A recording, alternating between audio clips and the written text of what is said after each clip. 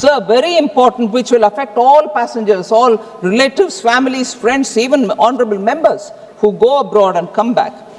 We are rationalizing the passenger allowances, rationalization in tariffs on gifts and also on personal imports, and simplification of personal effects.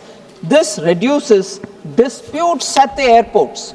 I normally receive a huge lot of day-to-day complaints of, I'm held back in Delhi airport, the customs official is not letting me go, I'm saying this is mine, they are saying no, this is new. All these disputes will be now over. We are increasing, in fact, rationalize it completely on every item that you can bring, and if you want, you take it back, if you want, you leave it.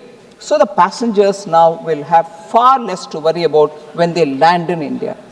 Then finally, sir, digitization of temporary imports and exports of valuables, including jewelry and professional equipments, bringing in cameras, going out with cameras, simplifies travel for individuals attending overseas events, medical procedures, and also on personal visits.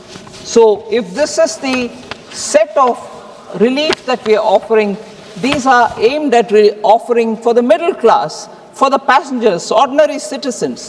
It is not for those big travelers or high net worth individuals.